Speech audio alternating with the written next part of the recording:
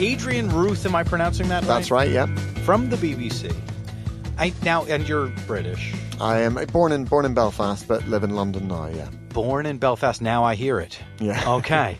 And so I wonder, was, kind of getting a job at the BBC, was that a big deal for you? Or Yeah, it was actually. My dad worked for the BBC in Belfast. He was a lighting man. All right. So when I was a kid, he used to take me out on all the news stories with him, and I fell in love with the glamour of broadcasting.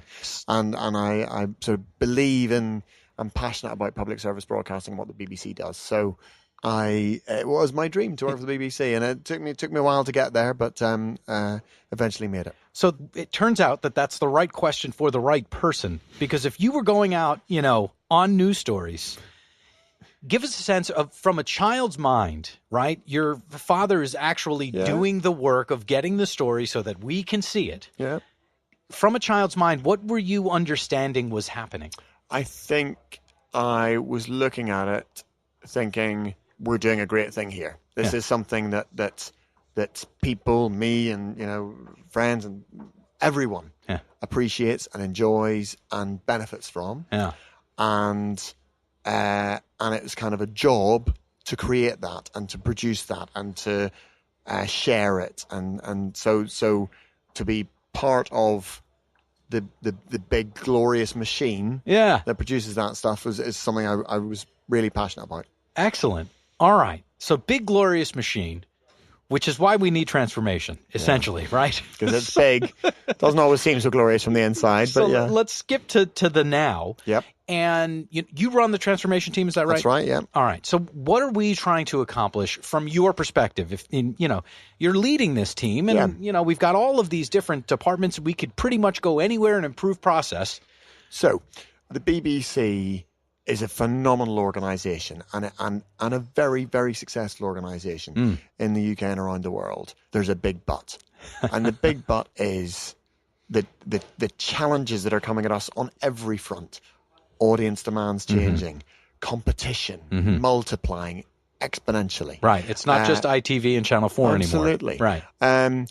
And the BBC, my goodness me, we've got to change to keep pace with that. And there's a real risk that you can see in other sort of legacy broadcasters around the world of people sort of slipping a little bit back into irrelevance. Sure. And so far, the BBC's done a really good job of avoiding that. Right. But I think they need people like me and people like our team to really help them on that journey and be. So to give you an example of one of the things we did, it was working with teams in a local newsroom to get them working much more effectively across multiple platforms and therefore creating capacity to go out and create original journalism. So go out and find news stories, creating the time for the reporters to do what they're supposed to be doing, as opposed to regurgitating the same thing on 5 different occasions for different platforms. So making it much more efficient and giving the audience a better service. Let's dive in on that. Okay. Can you kind of unpack that for us so that we understand not only the process improvement, but also the product improvement based on the process improvement? So it used to be, say, if you lived in Devon or Cornwall, so down in the southwest of the UK, southwest of England, you might... On my way to Cork. Exactly, yeah. You might turn on the radio and you might hear on Radio Devon a news bulletin, and you'd hear a top story on there that was a really important story for Devon. Oh, that's amazing. Do you know what? I want to share that with someone, or I want to tell someone, or I want to read more about it. Yeah. I go onto the BBC website, nowhere to be found. And that's because the people who were doing the news for the website, it was a different team to the people who were doing the news for the radio station, which is a different team to the people who were doing the news for the TV bulletins. Right. Happy in our silos here. Exactly. And I don't want to, it's not like these people don't talk to each other. It's just that the demands of producing something very different for different audiences.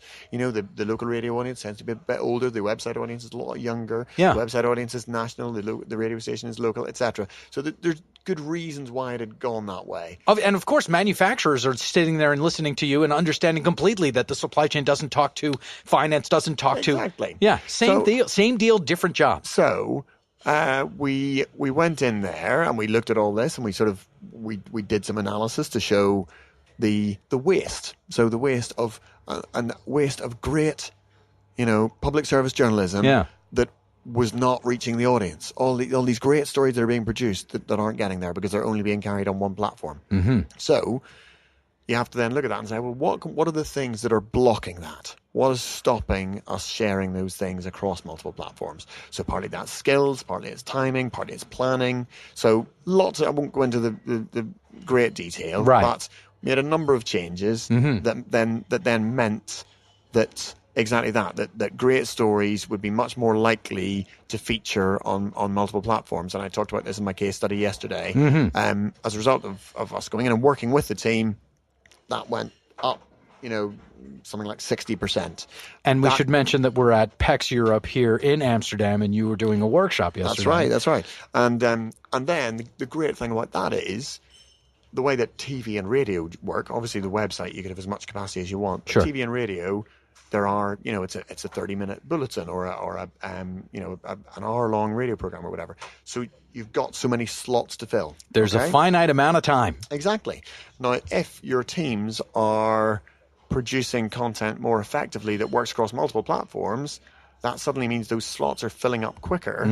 And then that means within the reporters that you've got that you're paying to go out and get news, that creates some time for them to go out and dig out news stories, interesting stories. And that then means, so from an audience perspective, you're sitting there in Devon or Cornwall, you go to the TV, radio and online, you'll get the same great quality public service journalism and you'll get more of it. So you'll get better original journalism because there's more time there. Better news. Yeah. That's how process improvement... It's not necessarily good news. ...leads to better news, which isn't necessarily good news, especially these days, but that's a whole different conversation. But that's really it, isn't it? That's process excellence leading to us doing our job better and us doing our job in a new and different way and just providing more value through whatever we do. Exactly. And we really focus on value for...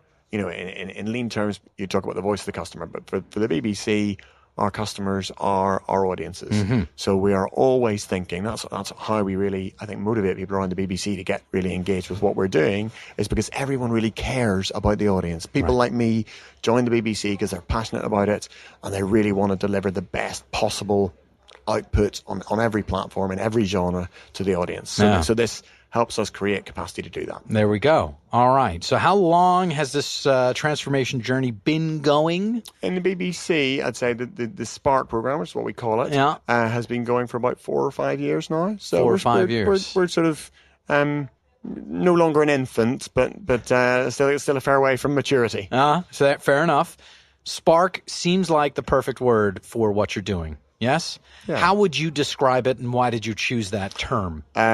We very deliberately chose a term that didn't say lean or efficiency or something. We wanted something that the BBC is a creative organisation. Sure. We wanted something that would excite people, that would convey something about the positivity of what we're doing. So Spark it's not an acronym. It doesn't stand for anything. I was going to ask. It signifies the start of something. Yeah. So it's sparking off some ideas. So my team, the Spark team, I'd say we're the catalysts. Yeah. So we sort of help people think differently, come up with ideas and put those into practice. But the idea behind the Spark is that is really just the start of something. So you need the kind of the local buy-in, the local staff, the team members, the management, the leaders, to fan those flames and keep it going, keep the change going, and really sustain it. So Spark really is the beginning. Total, and I love that, because what it suggests is we are here to help you, but we can only do so much. That's right. You're going to have to pick this up if you want to kind of continue the flame, which is both kind of, it's necessary from a couple of points of view. One, because we're quite a small team and quite a big organisation. Yeah. So how many people? We've got about 15 people, and the BBC is about 20,000 staff. Lots, yeah. So therefore, we've got to leverage our resources as effectively as possible. And secondly, we also know that in any kind of project or improvement environment, if you don't have local ownership, it won't last. So therefore, it works well both ways. How do you know how to do this? Where did you learn this? I had been an interesting sort of background career, a bit of finance, a bit of law, a lot of strategy. And then when I was head of department for policy and strategy in the BBC and also running partnerships and performance and all various things, we decided to do a pilot. So we brought in some external consultants because we didn't have the expertise inside the BBC. Okay. So we used the external consultants for the pilot. And then we decided that was successful enough that we wanted to build up an in-house capability. So we kind of gave the consultants a deadline and said, you've got to make yourselves redundant by this point. You've got to get us able to stand on our own 2 feet. And so that's what we did. So that's how we built up the Spark team, I'd say, with a combination of some lean expertise from outside the BBC, so people that we've recruited in.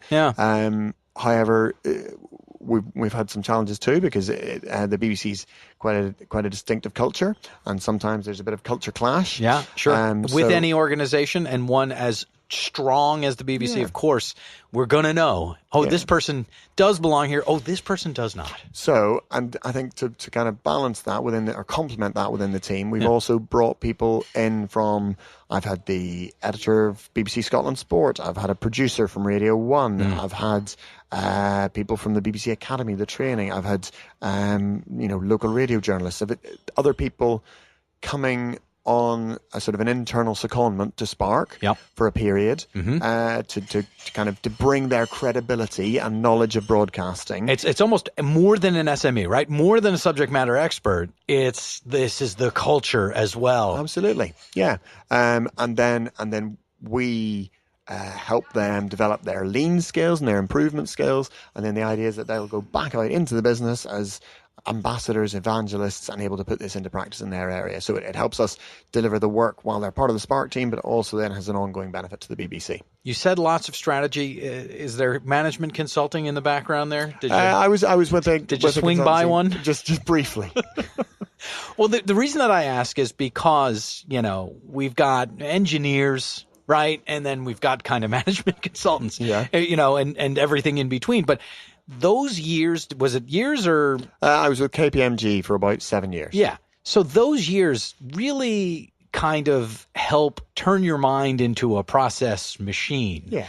Can you take us through your experience there? Yeah, I'd say, well, actually, it gave me, because I started off as a chartered accountant with them and then moved into their sort of business advisory. I see. So that's how we came from finance into strategy. Exactly, yeah. All right. So I'd say it gives you that really good grounding and ability to adapt between different cultures. And I think the working as a consultant, which led me both, I did some sort of process work, some strategy work, etc. It does turn your brain in a certain way to think about things. I guess structuring your thoughts, taking a step back. Yeah. So I think that's one of the key things with change, especially now with Spark. We're quite often working like right at the front line. Yeah. But you talk to people there, and they can get so lost in the weeds. They are the weeds. And so I think the strategic background, the consulting background, enabling you to sort of take a step back and bring some structure to it and bring some objectivity to it. Yeah. People really seem to appreciate that. Yeah. All right. So then the finance, so you were going to be just an accountant and leave everything alone? Is that what the original goal was? The original goal, I'd been stalking the BBC for a long time. You have? Okay. So you were... So I joined KPMG because they had the BBC as a client. And look at you. And I joined the media practice, which was fantastic. And I worked on ITV, I worked on FlexTech, which became Virgin Media, worked on Chrysalis, lots of interesting record companies. And oh, you got to tell me about Chrysalis, right? It's maybe best known for Jethro Tull. Well, maybe in your world. What other artists might have been on Chrysalis? I do remember going to, they owned a studio up in North London called Air Studios. Okay. That the Beatles producer, Sir George Martin, of course, great Beatles producer. Yeah. He I think he'd started it or he was running it. Did you meet him? And I did meet him, and it was I'd only been in London 2 weeks, and I think it was my first client. Get out of here. And I was there sort of And you're meeting George Martin. I think David Arnold was there recording the new Bond soundtrack at the time with this big orchestra. Right. In this glorious converted church, the recording studio. Would it have been Pierce Brosnan at the time? It possibly was, yeah. There you go. Or maybe even Timothy Dalton, I'm not sure. Okay. But I just arrived in London, so I did think, gosh, it's really true. The streets are paved with gold and littered with celebrities. Right. It probably was downhill from there. Yes, of course. All right, so Chrysalis and then Virgin. What'd you do there? So FlexTech, that was it was the program making bit of what they were bought by Virgin Media, and so they were an audit client. But it was a really interesting place to be because they had started actually sort of partnering with the BBC. They ran UK Gold, which became the Gold Channel, and Dave and things like that. Yeah. So they were quite an early player in sort of original content in British multi-channel television. That Dave channel, it's unique. It's unusual, yeah. Yeah, it really is. Yeah, and just the branding, the kind of content, and that's a good example where over the changes in the media landscape, a lot of these channels started off as just a home for repeats. Yeah, and actually they then became destinations in their own right in producing original programming. There's a guy that hosts 2 different shows. One's with math, and I figured that must be Dave. But that's not Dave. Maybe not. I'll come with me back to London. We'll see if we can hunt down Dave for That's you. what we'll do. And meanwhile, what are we talking about that for? We're here to talk about the BBC. So you really did. I mean, as far as process is concerned, your career has been a process of getting a job at the BBC. Is that fair? You might look at it that way. Yeah. Where'd you go to school? Went to school in school or university. University, yeah. American term. Yeah. Went to Queen's University in Belfast and studied a year in America as well. Okay. When did you realize that you were good with numbers for the finance piece? You know, I was always good with numbers, but I think always wanted to go beyond the numbers because the numbers are only ever telling a part of the story. Interesting. So I guess that was probably why I went from being a chartered accountant to sort of build on that and go into the sort of more business advisory role. Yeah. What was it like growing up in Belfast? Yeah. What was it like growing up in Belfast? What years were these? Grew up in I was born in 73, so it would have been hot, right? Spent the first 20 years of my life there. It was certainly wasn't hot if you mean weather-wise, but yeah, no. It was obviously there was a lot going on. So that's what I'm asking. Yeah, it's an unusual place to grow up, and an unusual place for. It was a very strong region for news. So when I described Dad working for BBC Northern Ireland. During that period, there were lots of interesting news stories to report, and real news stories, and audiences really rely on the local news providers to tell those stories and tell them, kind of dispassionately, objectively, and in a balanced way. So you're right; it was a delicate time, I guess, to work in news in that kind of environment. Yeah. Did you learn anything from? You said dispassionate, kind of balanced, not from either point of view type of thing. I think possibly it's one of the reasons that I believe so strongly in the importance of impartiality in news coverage, and which is a requirement for television news in the UK. It's obviously not a requirement for newspapers, and that it's means also not a requirement in the US. No, and those worlds are blurring now because as news providers just become sort of an online resource. So you go to BBC News or you go to the Canary or any number of different websites that might take a particular point of view. Exactly, and so the BBC and other broadcasters are, perhaps at risk of being marginalised because they can't take a particularly strong view, which therefore might not get shared as much on social media. Indeed. Or whatever. And so in the current political climate in many countries where there have been surprise election results and surprise referendum results and very strong feelings on all sides, very polarized views. Yeah. I think the need for impartiality and balance in news is even more important. But I suppose I worry that it's not much point producing that impartial news in a vacuum if no one's hearing it and no one's reading it or seeing it. So I would be your exact kind of primary market. I'm your guy because BBC, Bloomberg, and Vice are my three kind of main go-to sources for what should be at least an attempt at dispassionate news. Yeah. And then what I do is I read a spectrum of news. So I read stuff all the way from the left and all the way from the right so that I can at least understand what another person might be thinking. Yeah.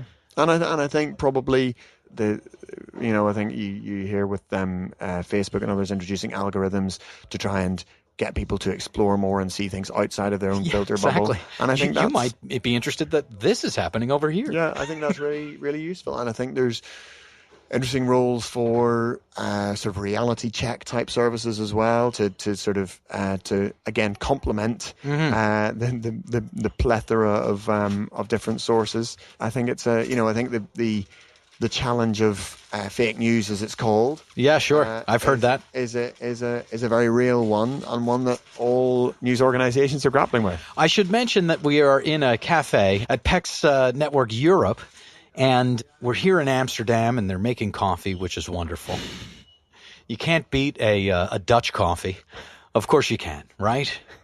Many places. You can't beat English tea, though, right? That's true. I'm a tea drinker, not a coffee drinker. So, But, just kind of finishing where we just were, do you have a sense, based on the fact that, you're within and providing us, essentially, in some way, with information, that folks are starting to break out of this team environment now? It's at least coming from the U.S., it's set up as us versus them. Doesn't matter who us is, doesn't matter who them is, as long as you're on one of the sides. Yeah. Now, I'm doing my best to not be on any team, right? Yeah. I mean, look, those are huge questions. Sure. And I think, as I said, we're living in this very polarized time. What I do know is that my esteemed colleagues in BBC News spend a lot of time thinking about this, thinking about how to stay relevant to our audiences, how to produce brilliant, engaging content that people will want to share, even if it's not extreme political views one way or another. Right, or somebody running into something, some brilliant, amazing stories. If you go on the BBC News website and you look at most viewed, there's always some fantastic content there. So there's the challenge that we're taking on. We understand how important it is, but we don't pretend to have all the answers. No, of course not. But it sounds like the aim is much, much, much, much higher than lowest common denominator, which is what I see a lot, unfortunately. There's no doubt about that. Yeah. Not, of course, on the BBC. Thank you. Yeah. So I've got three final questions for you. Okay. I'll tell you what they are, and I'll ask you them in order. This has been a pleasure, Adrian, by the way. Me too. What has most surprised you at work along the way? What has most surprised you in life and on the soundtrack of your life? One track, one song that's got to be on there. But first things first. We've gone through the fact you're a finance guy, and that wasn't enough. And then we got into strategy, and now we're running Spark and the transformation team at BBC, which is a very important job. And specifically for you, like for your heart. Sure. So along the way, what's most surprised you at work? So what has most surprised me at work? Do you know what? I'd say it's a positive surprise. And it's the BBC has been around for 80, 90, coming up 100 years. All right. And therefore, there are a lot of people like me who love the BBC. And I've now been at the BBC something like 12 years. That makes me relatively young in BBC terms. Sure. There are some people who've been there for decades and decades and decades.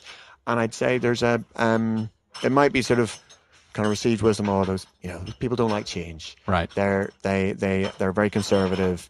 Doing my job and someone like the BBC is really tough. Yeah. Actually, the surprise has been genuinely, and I really mean this, how willing so many of those people are to embrace change. Yeah. Because sometimes it's, they've been crying out for it because they're frustrated by all sorts of things. And I think the point I made earlier about the passion for the audience and the wanting to produce something better and do better all the time really runs through BBC staff. So I'd say that's been a really genuinely pleasant, positive surprise at I wouldn't say my job's easy, but it's great to have so many other people who passionately care about it. Yeah. Speaking of teams, you found your team essentially, right? Yeah. It was good to see that all these people actually do care as much as you do. Yep. That's nice. It brings me to what has most surprised you in life. What has most surprised me in life, perhaps that the streets in London aren't paved with gold. It turns out that I'm not meeting, sort of Oscar-winning composers and legendary music producers every day. So, you win some, you lose some. That's it. A bit of a bummer to realize every day is not going to be filled with Paul McCartney's or whatever. Sir George Martin, I mean, that's like first week on the job. That's fantastic. Yeah, How good is that? It was amazing. Which leads us quite well, right? Quite nicely into on the soundtrack of your life. One track, one song that's got to be on there. I'm going to use this opportunity to plug a little-known Irish band. They're reasonably well-known in Ireland, but not so much outside. They're called Something Happens. Okay. And I genuinely urge you to go and listen to this song. It's called Parachute. Okay. It's called from an album called Stuck Together with God's Glue. And the lyrics to Parachute are about going for it, about taking a chance, about the idea is it's a beautiful day for jumping and your parachute won't let you down. And the parachute you can think of as your friends or your family or your own abilities or your confidence in yourself, etc. So it may sound a bit cheesy at a conference like this, but I find it a beautiful, simple song that really kind of reaches me. It's got a gorgeous melody, and I guess there's a bit of nostalgia there as well. Reminds me being at university in Ireland. So Something Happens, Parachute. Check it out. Something Happens, Parachute. That's perfect. I can't wait. We're going to listen to it right now, if you don't mind. Go for it. All right, Adrian, this has been a pleasure. Very much appreciate your time. Absolutely, Seth. Thank you.